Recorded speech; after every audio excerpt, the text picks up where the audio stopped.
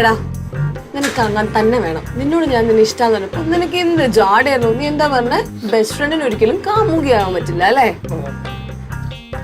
എടാ നിന്റെ ആ മേഴ്സി ഇല്ലേ, അവള് നിന്നോട് എന്ത് മേഴ്സി ഇല്ലാത്ത കാര്യമാണ് ചെയ്തിട്ട് പോയത്. എടാ ഒരു നല്ലൊരു ബെസ്റ്റ് ഫ്രണ്ടിനെ ഒരു കാമുകിയാവാൻ പറ്റുള്ളൂ. നല്ലൊരു കാമുകിക്ക് നല്ലൊരു ഭാര്യ ആവാൻ പറ്റുള്ളൂ.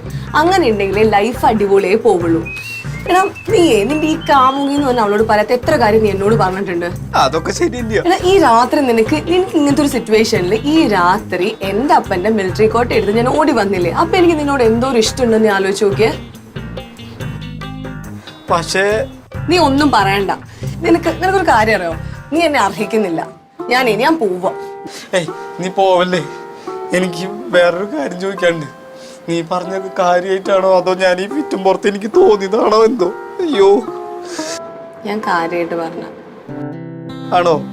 അങ്ങനെയാണെങ്കിൽ നീ പറഞ്ഞ കാര്യങ്ങളൊക്കെ ശരിയാ. നീ എൻ്റെ ബെസ്റ്റ് ഫ്രണ്ടാണ്, എല്ലാ കാര്യങ്ങളും ഞാൻ നിന്നോട് ഷെയർ ചെയ്യാറുണ്ട്. അപ്പൊ നമ്മ കല്യാണം കഴിച്ചാൽ അടിപൊളിയാണ്, നല്ല വൈബൊക്കെയാണ്. എന്റെ മോനെ ആദ്യം ഈ കുപ്പി മുഴുവൻ കുടിക്ക്, എന്നിട്ട് പോയി കിടന്നുറങ്ങ്. നമുക്കേ നാളെ സ്വബോധത്തിൽ കാണാം. നാളെ എപ്പോ? 5:05. 5:05? ഈ 5:05 എന്ന് കേൾക്കുമ്പോ എനിക്ക് അമ്മ ഉദയവിനെയാണ് ഓർമ്മ വരുന്നത്. എടാ ജീവിതകാലം മുഴുവൻ എനിക്ക് ഈ 5:05 എന്നുള്ള സമയം കേട്ടാ അവളെ ഓർമ്മയുള്ളൂ. പക്ഷെ നാളെ മുതൽ 5:05 എന്നുള്ള സമയം കേട്ടാ നീ എന്നെ ഓർക്കും. അങ്ങനെയാണോ? ഇനിയെങ്ങാനും നമ്മുടെ കല്യാണത്തിന് നിന്റെ തന്തച്ചട്ടി അങ്ങനെ സമ്മതിക്കാണ്ടിരിക്കുവോ? നീ പോടാ കള്ളൂടിയാ. ശരിക്കും